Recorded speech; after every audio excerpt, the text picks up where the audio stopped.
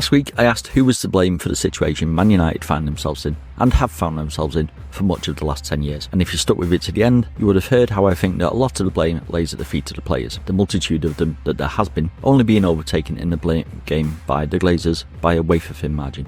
I don't think I said anything too revolutionary, but the pile-on with Erik Ten Hag has reached such levels lately that I felt I needed to remind myself that he is far from the biggest issue facing United right now. So I think I did that video a few days after we had won a semi-final to get to the FA Cup final, giving ourselves a slim chance of winning another trophy, was just an indication of how fed up not only me but a sizable chunk of the fan base has become, with predictions being made about the size of the defeat awaiting us. Fast forward a few days and we moved on to the next step in a league campaign that can't end quick enough, and the visit of Burnley.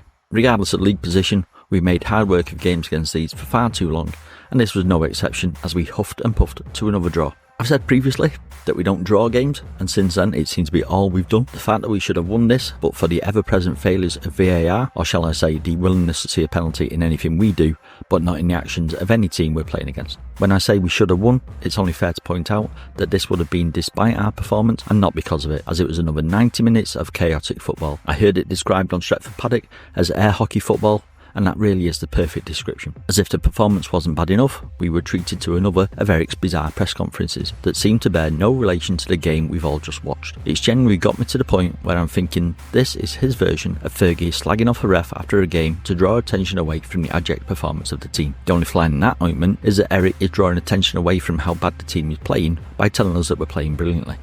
It's a bold strategy, Cotton. Let's see if it pays off for him.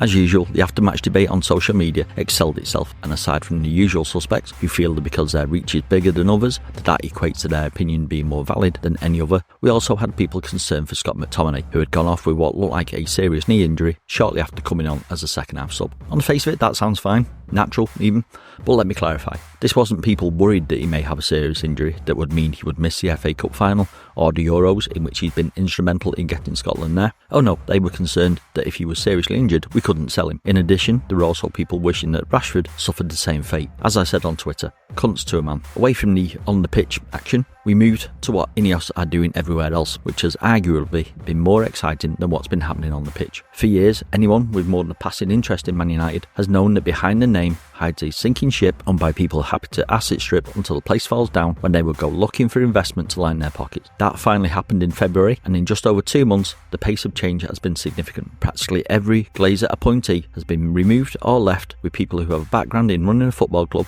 or business, because arguably United are both, whether you like it or not. We have or will have serious football people in serious football positions, with Omar Barada due to start in July, Dan Ashworth on the horizon if Big Jim is to be believed, Jason Wilcox in place and witnessing the absolute state of things firsthand on the football side, and proper businessmen with years of experience in Jean-Claude Blanc and Roger Bell taking over the business side of the business. They will take a business approach to a club that's been run like a family credit card for years, and it's not a day too soon. All we need now is a game of football to quash all that enthusiasm, so roll on Monday and Crystal Palace away.